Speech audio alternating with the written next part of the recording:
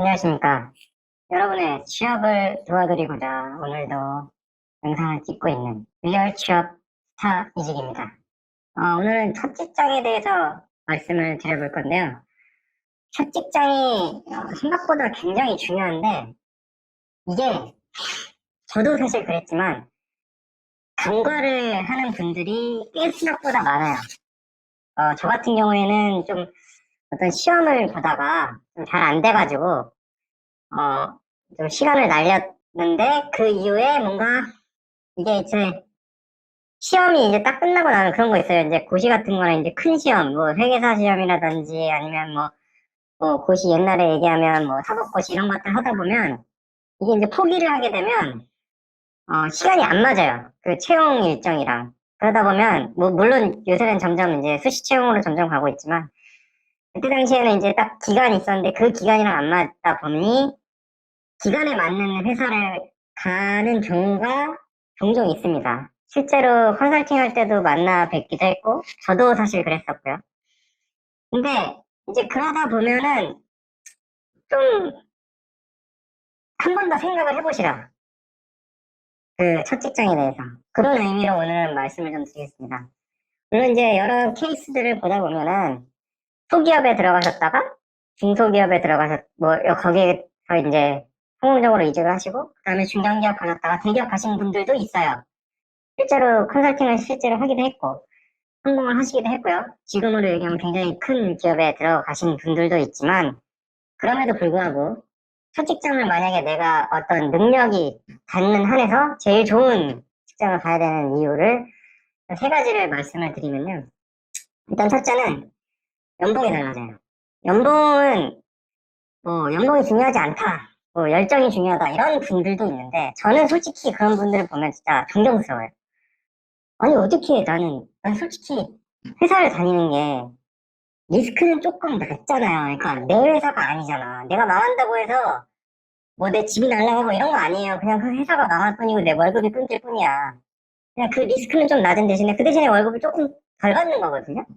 그럼 뭐 예를 들면 이제 쉽게 예를 들면 뭐 인터넷에 쉽게 볼 수 있는 중소기업 가잣 같은 그 회사들, 그런 회사들 보면 그 사장님들 굉장히 막 벤츠 끌고 다니고 좋은 거 많이 타고 다니시잖아요. 대기업 다니면은 벤츠를 끌기가 쉽지 않습니다. 근데 중소기업 사장님들은 어느 정도 이게 매출이 되고 이러면 그게 가능해요. 뭐 비용 처리를 하고, 그리고 매출도 충분히 발생을 한다 치면 충분히 가능한 얘기거든요. 그러니까 리스크는 그 대신에 중소기업 사장님들은 망하면 진짜 차고 집이고 가족 재산들까지 잘못하면 다 날라가죠. 네. 그래서 저는 솔직히 회사는 리스크는 조금 낮고 그 대신에 그 안정적인 수입이 보장이 되는 차원에서 다닌다고 생각을 하거든요. 물론 저랑 생각이 다른 분들도 있으시겠지만, 저랑 생각이 다르고 자아 실현을 하기 위해 회사를 다닌다, 이런 분들은 친하게 지내십시오. 임원이 될 겁니다.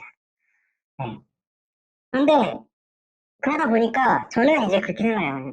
첫 연봉이 달라지잖아요. 그러면은 이게 기준점이 딱 되는 거예요.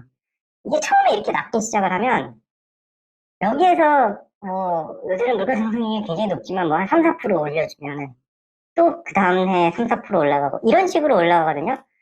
물론 사원 대리, 뭐 대리에서 과장, 뭐 이거 회사마다 다르긴 하지만 이게 약간씩 점프 뛰는 구간이 있는데, 그래봐야 뭐 기존 연봉의 10% 이런 식이에요. 그죠?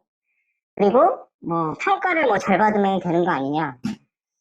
아, 쉽지 않습니다. 그거. 네. 제가 회사 생활 10년 좀 넘게 했지만 평가를 잘 받는 거는 정말 하늘이 도와줘야 되는 그런 일이기도 해요.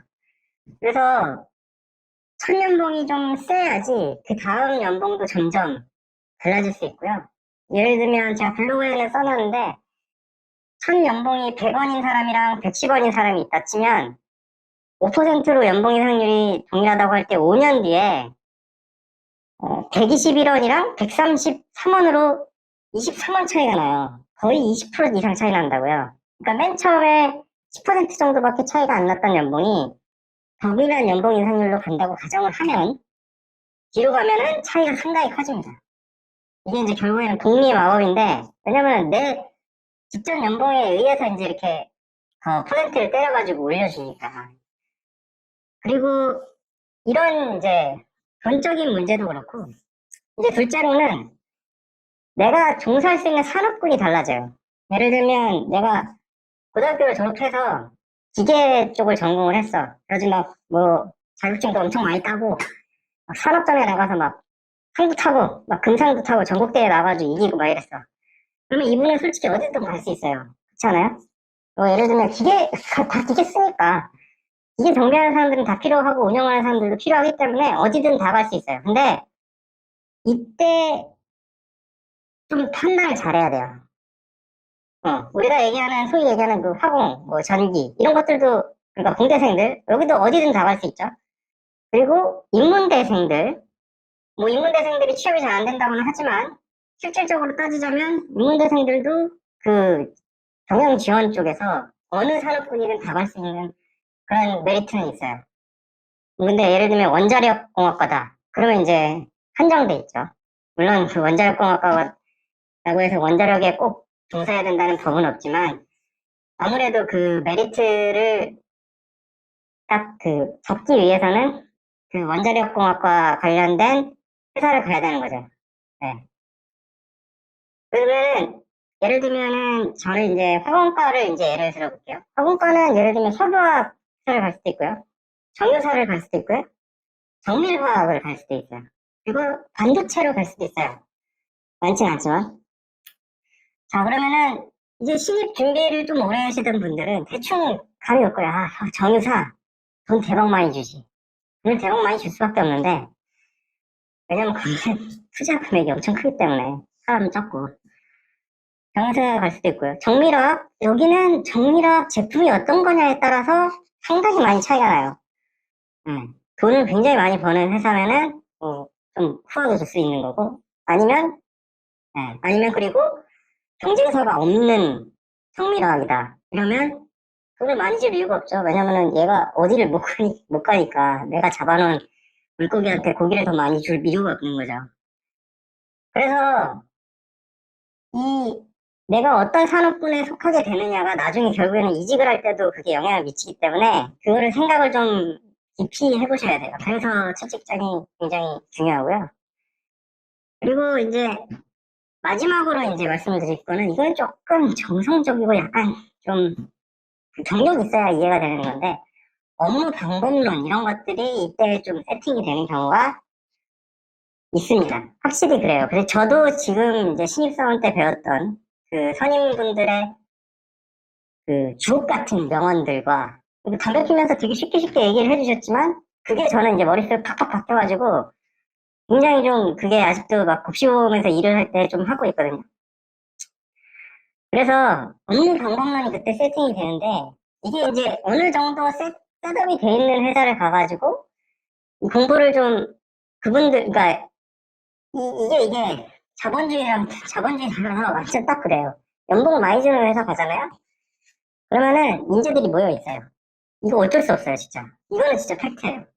왜냐면 연봉을 많이 주기 때문에 사람들이 경쟁을 심하게 한단 말이에요, 그 안에서. 그러면은 회사는 거기서 당연히 그 중에 제일 좋은 애를 뽑아요.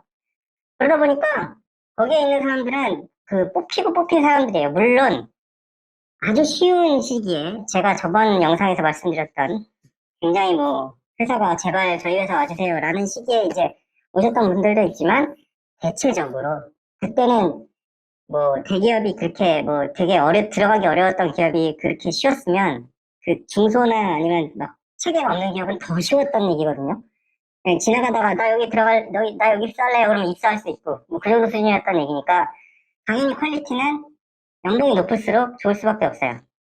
그리고 연봉이 이건 되게 웃긴 얘기인데 이게 회사가 잘 되다가 잘 못 되잖아요. 그러면은 이 사람들 퀄리티도 조금씩 낮아져요. 이게 이제 인사팀의 큰 고민인데 이게 악순환인 거지. 돈을 좀 못 벌어 회사가 그러다 보니까 보상을 좀 적게 줘. 그러면은 사람들이 이제 떠나요. 요새는 훨씬 더 심해졌고요. 그러면은 당연히 사람이 떠나니까 업무 퀄리티가 떨어져요. 그러면은 회사도 돈을 좀 덜 벌어요. 아, 이게 이제 악순환의 소용돌이고 그러다 보니까 뭐 업무 방법론을 셋업을 할 때 당연히 똑똑하고 뭔가 그거에 대해서 깊이 고민을 해봤고 이런 분들한테 배우는 게 훨씬 낫습니다. 네. 예를 들면은 너 어떤 사람이 고등학교를 졸업한 다음에 소위 얘기하는 잣소, 우리가 얘기하는 그 좋아좋아 중소기업에서 조조소라는 곳에 갖다 치면요. 그런 것들 중에 아주 안 좋은 곳에 갖다 치면 온갖 꼰대질에 갑질에 막 이런 짓을 당한단 말이에요. 근데 이게 무서운 게 뭐냐면은 내 몸에 배 그게.